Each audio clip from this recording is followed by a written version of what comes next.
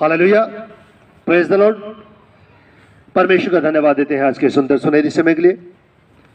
परमेश्वर ने एक बार फिर से समय दिया है ताकि मैं आप लोगों के बीच में परमेश्वर के वचन को एक बार फिर से शेयर कर सकूं।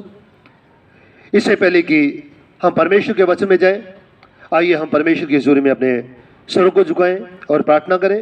निहायत ही मेहरबान खुदा, हम तेरा धन्यवाद देते हैं आज के सुंदर सुनहरी समय के लिए। तूने समय दिया ताकि एक बार फिर से खुदा हम तेरे वचन के ऊपर चिंतन मनन कर सके। खुदा यहाँ पर जो भी बताया जाए, समझाया जाए, सिखाया जाए, मैं नहीं बल्कि तेरा पवित्र आत्मा मुझ में होकर बातचीत कर सके। मांग लेते प्रार्थना तेरे बेटे हमारे प्रभु यीशु मसीह के मधुर और मीठे नाम से सुन और ग्रहण कर, आमीन। समय होगा हम परमेश्वर के वचन में जाएंगे, परमेश्वर के पवित्र वचन में से पढ़ेंगे। दानियेल नबी की पुस्तक, इसका 6वां अध्याय, इसकी 10 आयत से लेकर 16 आयत तक परमेश्वर के पवित्र वचन में से पढ़ेंगे। The book of Daniel chapter 6 verses beginning from 10 to 16। यहाँ पर इस तरह से लिखा है, जब दानियल को मालूम हुआ कि उस पत्थर पर हस्ताक्षर किया गया है, तब वह अपने घर में गया जिसकी उपरोठी कोठरी की खिड़कियाँ यरूशलेम की ओर खुली रहती थी, और अपनी रीति के अनुसार जैसे वह दिन में 3 बार अपने परमेश्वर के सामने घुटने टेकर प्रार्थना और धन्यवाद करता था, वैसे ही वह तब भी करता रहा। तब उन पुरुषों ने उतावली से आकर दानियेल को अपने परमेश्वर के सामने विनती करते और गिड़गिड़ाते हुए पाया। अतः वे राजा के पास जाकर उसकी राज आज्ञा के विषय में उससे कहने लगे, हे राजा, क्या तूने ऐसे आज्ञा पत्र पर हस्ताक्षर नहीं किया कि 30 दिन तक जो कोई तुझे छोड़ किसी मनुष्य या देवता से विनती करेगा वह सिंहों की मांद में डाल दिया जाएगा? राजा ने उत्तर दिया, हाँ, मादियों और फारसियों की अटल व्यवस्था के अनुसार यह बात सिद्ध है। तब उन्होंने राजा से कहा, यहूदी बंधुओं में से जो दानियेल है, उसने हे राजा न तो तेरी और कुछ ध्यान दिया और न तेरे हस्ताक्षर किए हुए आज्ञा पत्र की ओर। वह दिन में 3 बार विनती किया करता है। यह बात सुनकर राजा बहुत उदास हुआ और दानियेल को बचाने का उपाय सोचने लगा, और सूर्य के अस्त होने तक उसे बचाने का यत्न करता रहा। तब वे पुरुष राजा के पास उतावली से आकर कहने लगे, हे राजा, यह जान रख कि मादियों और फारसियों में यह व्यवस्था है कि जो निदेश आज्ञा या आज्ञा राजा ठहराए वह नहीं बदल सकती। तब राजा ने आज्ञा दी कि दानियेल लाकर सिंहों की मांद में डाल दिया गया। उस समय राजा ने दानियेल से कहा, तेरा परमेश्वर जिसकी तू नित्य उपासना करता है वही तुझे बचाए। प्यारे जीजो, लास्ट संडे हम परमेश्वर के पवित्र वचन में से देख रहे थे कि बेबीलोन के साम्राज्य का अंत हो गया और मादी फारसी साम्राज्य का उदय हुआ। दारा राजा अपने राज्य के ऊपर 120 अधिपतियों को ठहराता है और 3 अध्यक्षों को नियुक्त करता है, और ये जो 3 अध्यक्ष थे उनमें से दानियेल एक था, और ये अध्यक्ष 120 अधिपतियों से लेखा जोखा लिया करते थे। और वचन बताता है कि दानियेल में उत्तम आत्मा रहती थी, और इसी वजह से दारा राजा ने दानियेल को और जितने भी अध्यक्ष और अधिपति थे उनसे अधिक प्रतिष्ठित किया। और यदि हम दानियेल की पुस्तक 6वां अध्याय इसकी 3री आयत पढ़े तो यहाँ पर लिखा है, जब यह देखा गया कि दानियेल में उत्तम आत्मा रहती है, तब उसको उन अध्यक्षों अधिपतियों से अधिक प्रतिष्ठा मिली। वरन राजा यह भी सोचता था कि उसको सारे राज्य के ऊपर ठहराएं। यानी कि दारा जो राजा था वो दानियेल का पद और भी ऊंचा करना चाहता था ताकि पूरे उसके राज्य के ऊपर दानियेल का अधिकार हो। प्यारे जीजो, जब इन अधिपतियों ने, इन अध्यक्षों ने देखा, जो 122 लोग थे, इन्होंने देखा कि जो एक गुलाम है, गुलाम देश का नागरिक यहाँ पर आकर गुलामी में रह रहा है और इसको हम लोगों से ऊंचा पद दिया गया है, हमारे ऊपर नियुक्त कर दिया गया है, तो ये से द्वेष करने लगे। जेलसी करने लगे और डैनियल को फंसाने के लिए षड्यंत्र रचने लगे। परमेश्वर का वचन बताता है कि इन्होंने डैनियल में किसी भी तरह का कोई दोष नहीं पाया और उसके काम में किसी भी तरह की कोई बोल चूक नहीं होती थी, बल्कि डैनियल अपने कार्य में विश्वास योग्य बना रहा। परमेश्वर का वचन हमें बताता है कि तब ये लोग कहते हैं कि हम डैनियल के परमेश्वर की व्यवस्था को छोड़ और किसी विषय में उसके विरोध में दोष नहीं पा सकेंगे। और ये लोग अब डैनियल की जो स्पिरिचुअल लाइफ है उसके ऊपर अटैक करते हैं और ये लोग आपस में सहमति करते हैं। अध्यक्ष, अधिपति और जितने भी न्यायी हैं, गवर्नर्स हैं, आपस में सलाह करते हैं कि राजा के पास जाते हैं और राजा को कहते हैं कि 30 दिन तक जो कोई है राजा तुझे छोड़ किसी और मनुष्य या देवता से विनती करे वह सिंहों की बांध में डाल दिया जाए। इसलिए अब हे राजा ऐसी आज्ञा दे और इस पत्र पर हस्ताक्षर कर जिससे यह बात मादियों और फारसियों की अटल व्यवस्था के अनुसार बदली न जा सके। अब ये लोग इकट्ठे होकर राजा के पास आते हैं, एक पत्र लेकर आते हैं और उसके ऊपर लिखा होता है कि जो कोई राजा को छोड़ इन 30 दिनों में किसी भी देवता से या किसी मनुष्य से विनती करे तो वह सिंहों की बांध में डाला जाएगा। और यहाँ पर हम वचन में देखते हैं राजा को ये बताते हैं कि हम सभी ने सहमति की है, आप इसके ऊपर हस्ताक्षर कर दीजिए। और राजा उसके ऊपर हस्ताक्षर कर देता है, सिग्नेचर कर देता है। और जब हम 10वीं आयत में पढ़ते हैं तो 10वीं आयत में लिखा है, जब डैनियल को मालूम हुआ कि उस पत्र पर हस्ताक्षर किया गया है तब वह अपने घर में गया जिसकी उपरोक्ति कोठरी की खिड़कियां यरूशलेम की ओर खुली रहती थी और अपनी रीति के अनुसार जैसे वह दिन में 3 बार अपने परमेश्वर के सामने घुटने टेकर प्रार्थना और धन्यवाद करता था वैसे ही तब भी वह करता रहा। परमेश्वर का वचन बताता है कि जब डैनियल को यह पता चला कि राजा की ओर से यह आज्ञा निकली है और राजा ने उस लेटर के ऊपर सिग्नेचर कर दिए हैं, हस्ताक्षर कर दिए हैं, तो डैनियल अपने घर में गया और उस उपरोक्ति कोठरी में गया जिसकी खिड़कियां यरूशलेम की ओर खुली रहती थी और वहां पर जाकर अपनी रीति के अनुसार जैसे वो दिन में 3 बार घुटने टेकर परमेश्वर से प्रार्थना और धन्यवाद करता था वैसे ही डैनियल फिर से परमेश्वर के सामने घुटने टेकर प्रार्थना करता है और परमेश्वर का धन्यवाद देता है। प्यारे जीजों, लगभग 20 वर्ष की आयु में डैनियल को गुलाम बनाकर बेबीलोन ले जाया गया। अब डैनियल की उम्र लगभग 80 वर्ष की हो गई है और इस 80 वर्ष की उम्र में डैनियल के विश्वास की परख हो रही है। ऐसा नहीं है कि यदि हम मसीहत में चलते चलते मैच्योर हो जाते हैं, परिपक्व हो जाते हैं तो हमारे ऊपर दुख नहीं होंगे। ऐसा नहीं है हमारे ऊपर मुसीबतें नहीं आएंगी, ऐसा नहीं है हमारे ऊपर समस्या नहीं आएंगी, ऐसा नहीं है हमारी परीक्षा नहीं होंगी। डैनियल के जीवन से हम सीख सकते हैं। लगभग 80 वर्ष का हो गया और इसके जीवन में बहुत बड़ी परीक्षा आई।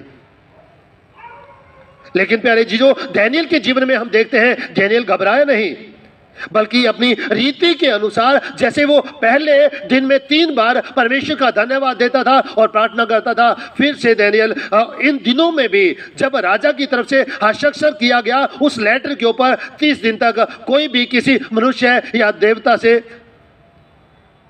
किसी भी प्रकार की विनती नहीं करेगा, प्रार्थना नहीं करेगा और जो कोई करेगा वो सिंहों की बांध में डाल दिया जाएगा। और डैनियल घबराया नहीं, वो अपनी रीति के अनुसार दिन में 3 बार परमेश्वर से प्रार्थना करता है।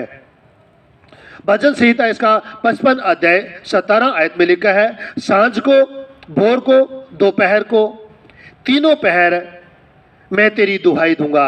हालेलुया। परमेश्वर का वचन कहता है सुबह, दोपहर, शाम तीनों समय मैं तेरा धन्यवाद दूंगा, मैं तेरी दुहाई दूंगा। और तीनों समय डैनियल परमेश्वर की दुहाई देता रहा। प्यारे जीजो, अक्सर देखा गया है जब हमारे जीवन में दुख आते हैं, तकलीफें आती हैं, बीमारियां आती हैं, परेशानियां आती हैं, समस्याएं आती हैं, हम हताश हो जाते हैं, हम निराश हो जाते हैं, हम प्रार्थना करना बंद कर देते हैं। लेकिन दानियेल के जीवन में हम देखते हैं दानियेल निराश नहीं हुआ। पहले के समान जैसे वो पहले प्रार्थना करता था, दानियेल उसी तरह प्रार्थना में लोलीन रहा, प्रार्थना में लगा रहा। हालेलुया। प्यारे जीजो, इन अधिपतियों ने देखा कि हम दानियेल में किसी भी प्रकार का कोई दोष नहीं ढूंढ पाए, तब वो दानियेल के पर्सनल लाइफ के ऊपर अटैक करते हैं और आत्मिक लाइफ के ऊपर अटैक करते हैं। और प्यारे जीजो, ऐसा नहीं है कि दानियेल इस लॉ को जानता नहीं था। दानियेल इस लॉ को, इस कानून को अच्छी तरह से जानता था कि उस पत्र के ऊपर राजा के हस्ताक्षर हो चुके हैं कि जो इन 30 दिनों में अपने देवता या किसी भी मनुष्य से प्रार्थना करेगा, विनती करेगा, वो सिंहों के बांध में डाल दिया जाएगा। क्योंकि दानियेल तो प्यारे जीजो नियमों को मानने वाला था, नियमों को तोड़ने वाला नहीं था, बल्कि नियमों को मानने वाला परमेश्वर का दास था। लेकिन यहां पर हम देखते हैं कि दानियेल राजा की आज्ञा से बढ़कर परमेश्वर की आज्ञा को ज्यादा महत्व देता है।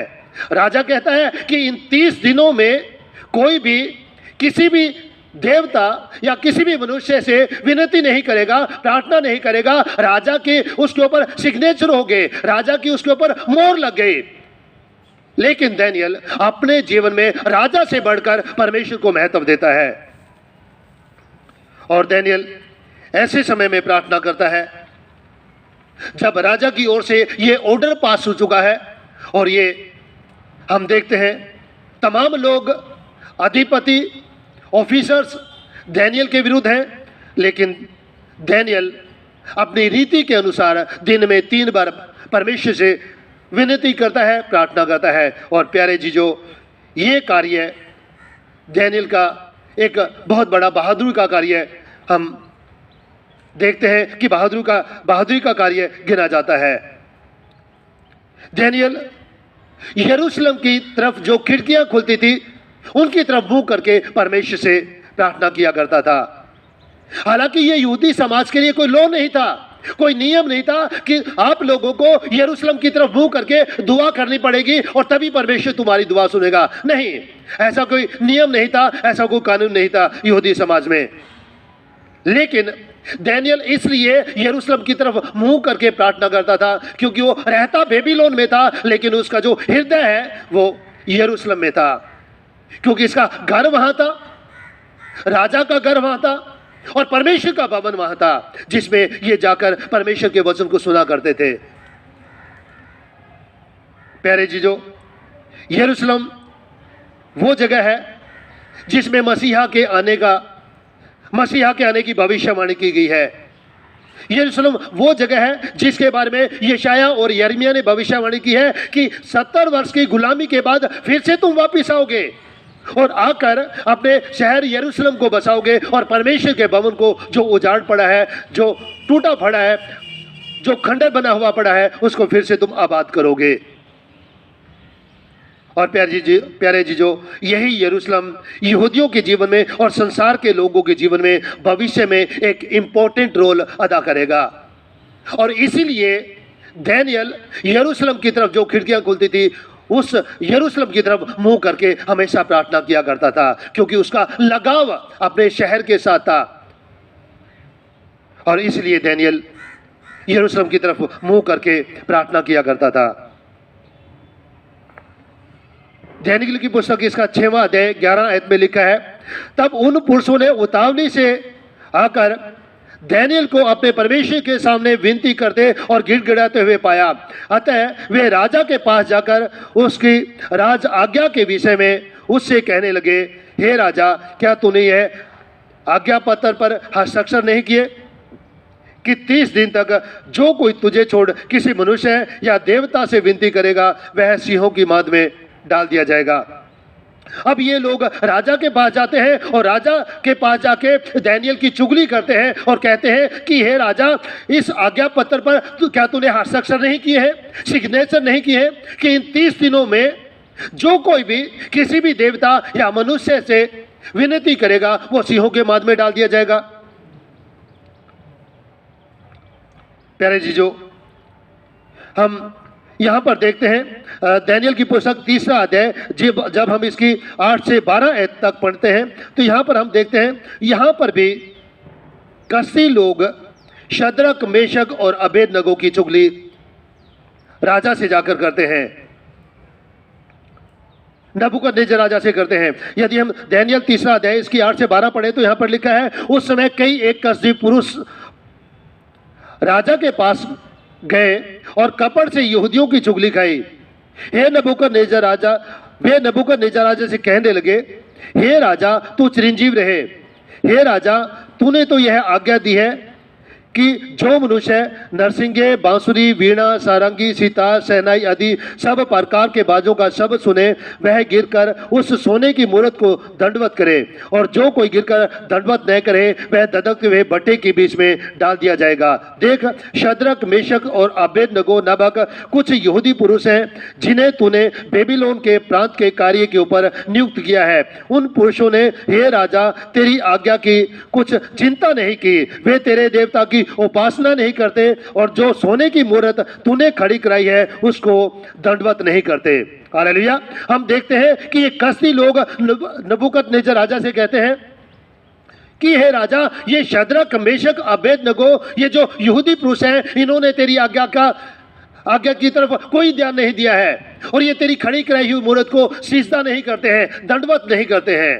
और यहां पर हम देखते हैं, यहां पर भी अधिपति और अध्यक्ष राजा के पास, राजा दारा के पास आकर दानियेल की शिकायत करते हैं, उसकी चुगली करते हैं।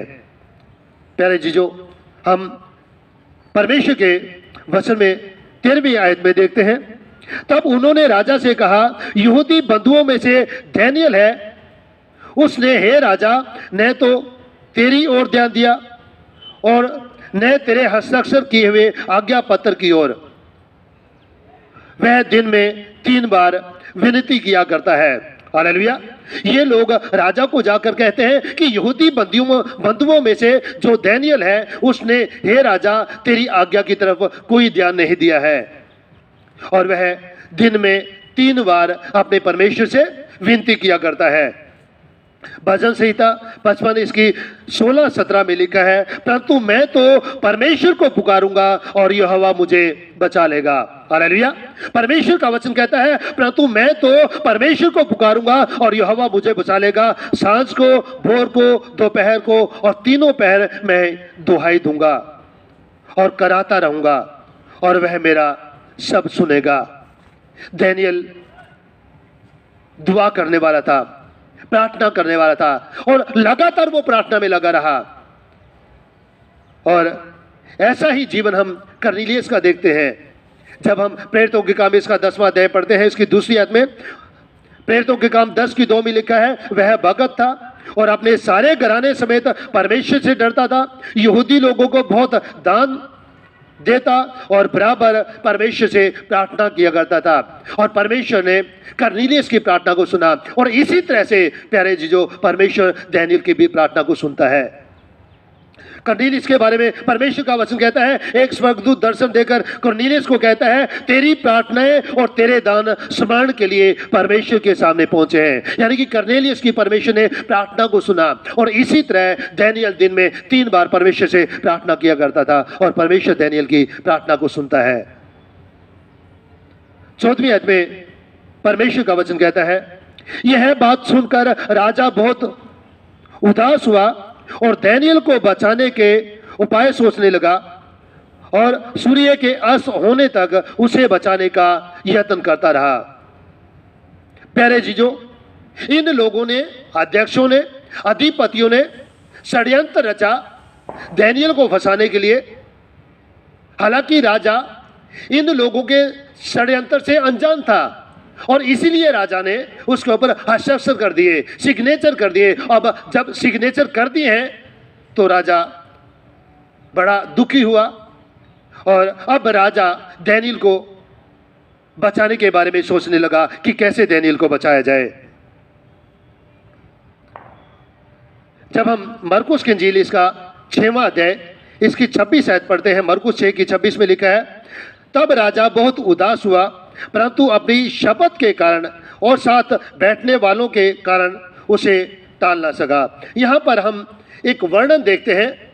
हेरोदेस राजा का जन्म था और हेरोदियास की पत्नी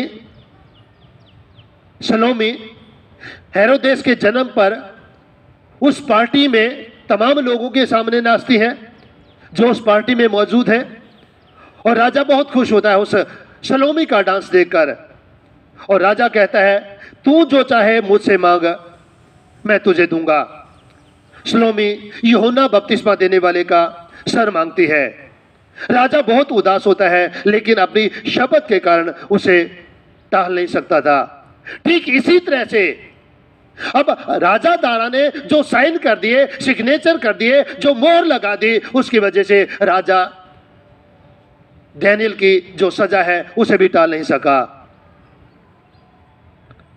15वीं आयत में परमेश्वर का वचन कहता है, तब वे पुरुष राजा के पास उतावली से आकर कहने लगे, हे राजा, यह जान रख कि मादियों और फारसियों में यह व्यवस्था है कि जो जो निदेश आज्ञा या आज्ञा राजा ठहराए वह नहीं बदल सकती। अब ये लोग राजा को आकर कहते हैं कि हे राजा, ये जान ले कि मादियों और फारसियों में ये व्यवस्था है, ये एक नियम है कि जो जो निदेश आज्ञा या आज्ञा राजा ठहराए वह नहीं बदल सकती, क्योंकि इसी तरह का एक आज्ञा या निदेश आज्ञा एक राजा ने भी दिया था, जिसका जिक्र हम एस्तर की पुस्तक इसके 8वें अध्याय की 8वीं आयत में देखते हैं। उस राजा का नाम है क्षर्ष राजा एस्तर रानी को और मोर्देको को कहता है, तुम अपनी समझ के अनुसार राजा के नाम से यहूदियों के नाम पर लिखो और राजा की अंगूठी की छाप भी लगाओ, क्योंकि जो चिट्ठी राजा के नाम से लिखी जाए उस पर उसकी अंगूठी की छाप लगाई जाए, उसको कोई भी पलट नहीं सकता। हालेलुया। क्षर्ष राजा एस्तर रानी और मोर्देकै को कहता है कि जो भी तुम चिट्ठी लिखोगे यहूदी लोगों के नाम पर, उस पर राजा की मोहर लगा देना, और जब उसके ऊपर राजा की मोहर लग जाएगी तो उस लिखे हुए को कोई पलट नहीं सकता।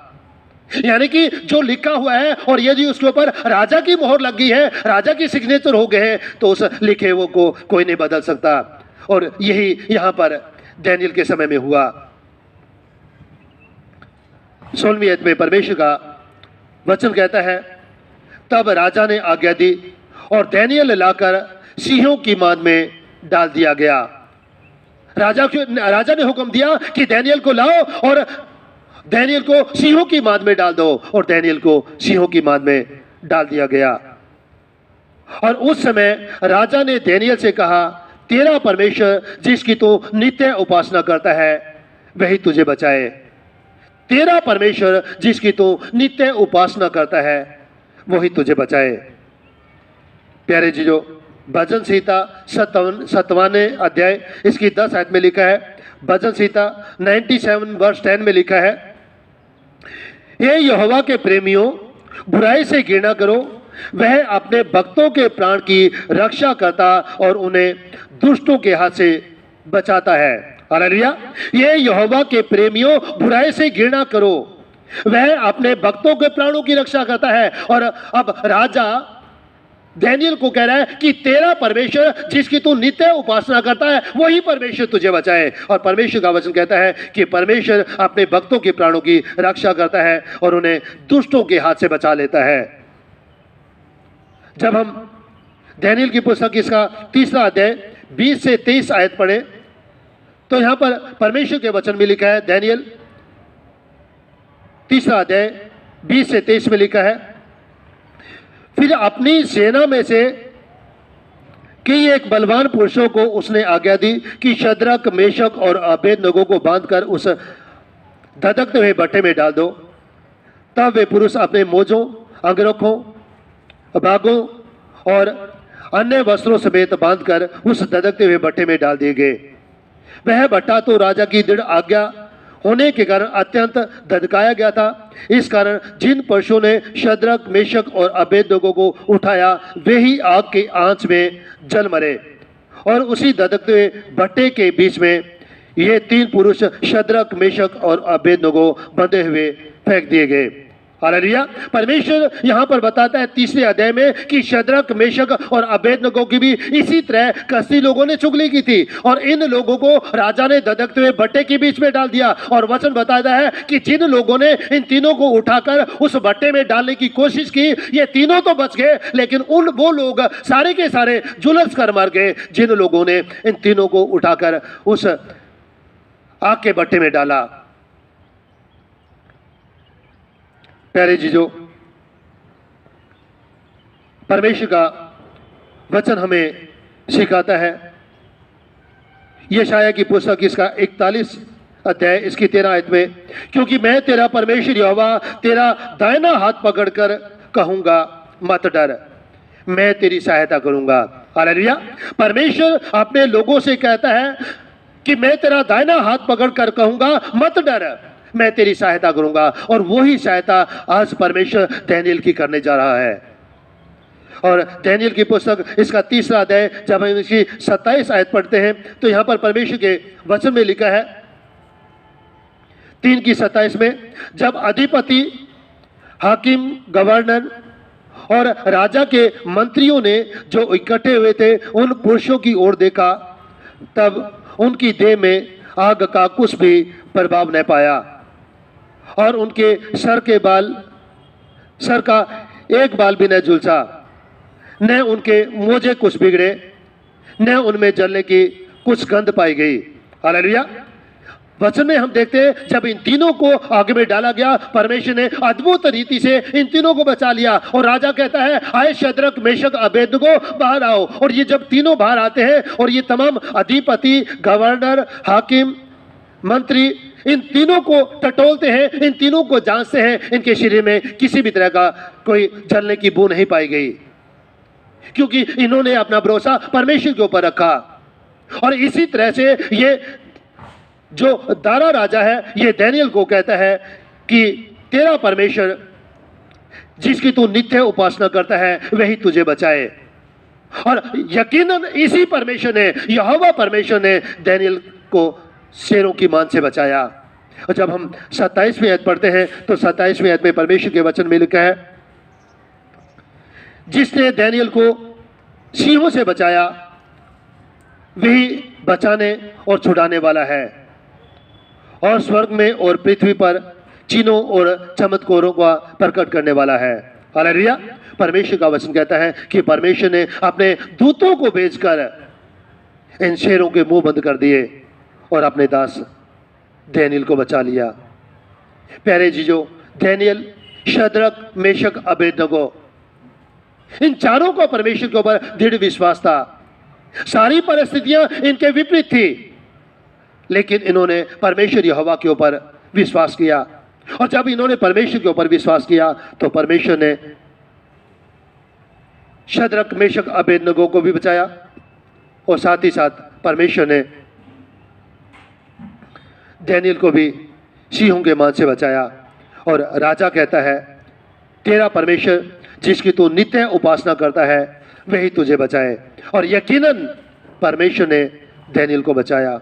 आज परमेश्वर उन तमाम लोगों को भी बचाने की शक्ति रखता है जो लोग दृढ़ विश्वास के साथ परमेश्वर के पास आते हैं। जिन लोगों का परमेश्वर के ऊपर दृढ़ भरोसा होता है उन लोगों को परमेश्वर भी बचाता है।